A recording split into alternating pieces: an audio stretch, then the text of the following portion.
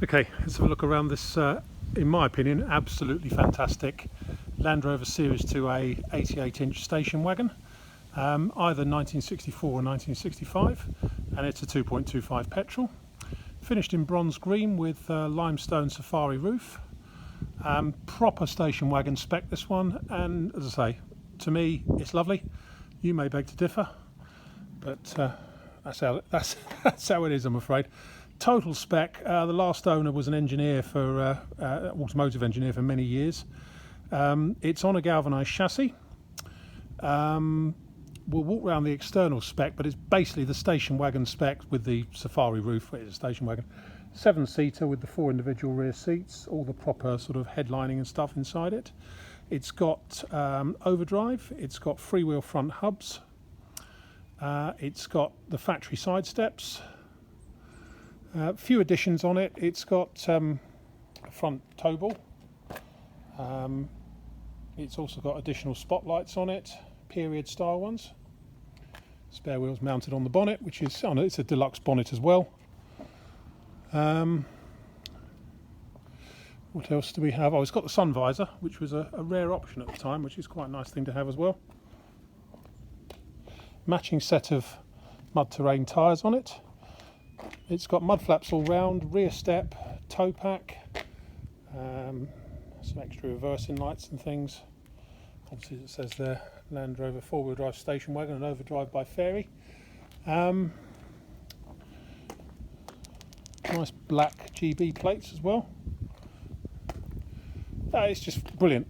I really love it. Oh, one other thing I forgot to mention, it's also got Rocky Mountain aluminium door tops on it, so the split is kind of at 20 degrees rather than at perpendicular to the door in terms of the way the window opens.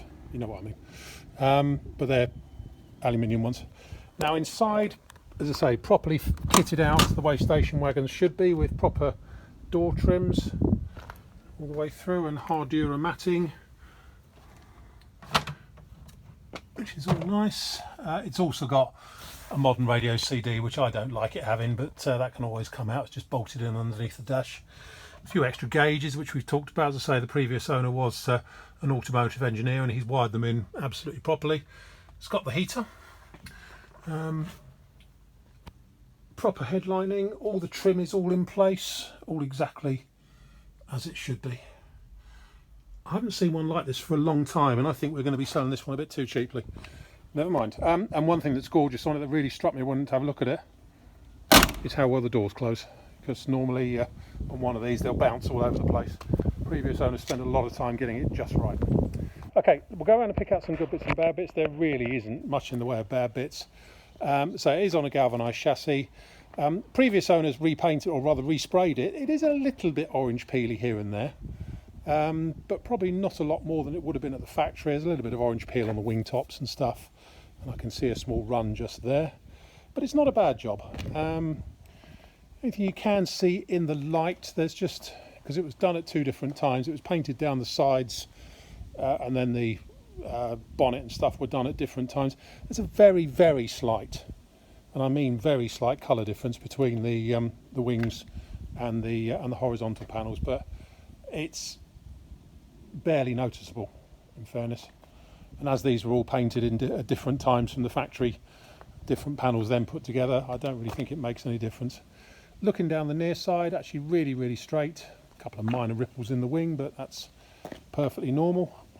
Bulkhead has had quite a lot of repairs on it. It's not a new bulkhead, it has been repaired. The welding is good and strong, but not perhaps as tight as it could be inside, but we'll show you a bit of that in a minute. But on the outside here, it all looks very good. Roof is nice. Passenger door, all absolutely lovely. Yeah, if you just look up here, you can kind of see there some of the welding isn't wonderful just on the on there, but underneath it, if you can see it, all looks okay. Strong enough, just and footwells all look good. It's the same on the other side really. Seat boxes, seats are in great shape. They're deluxe seats in the front, as they should be. It's also got inertia reel seat belts. Near side rear wing is all very nice. Underneath here, that is a galvanised chassis. It's just been blacked a little bit, but it is a galvanised chassis. Around the tail end, all fantastic once again. Tailgate, bottom frame, first class, all new door cards and everything. Everything's in place, nice and clean, exactly as it should be. Had a couple of these before, they are quite rare. Had a couple of these before, all the trim just gets rotten and damp and everything. This one is gorgeous.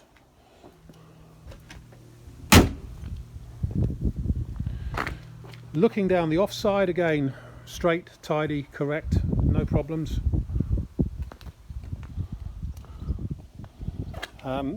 It has been garaged, so there are a couple of just tiny chips in the back of the driver's door where it's been opened onto a wall or similar. And as I say, look at that bolt. Look at the bulkhead again on this side.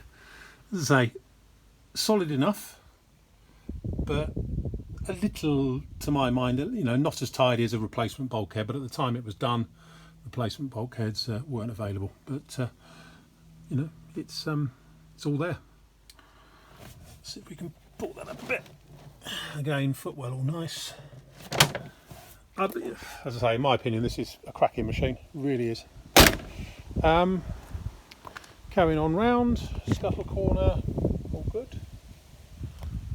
So really all I can criticise, as I say, is just some of the outer repairs on the bulkhead look great, just some of the inner ones.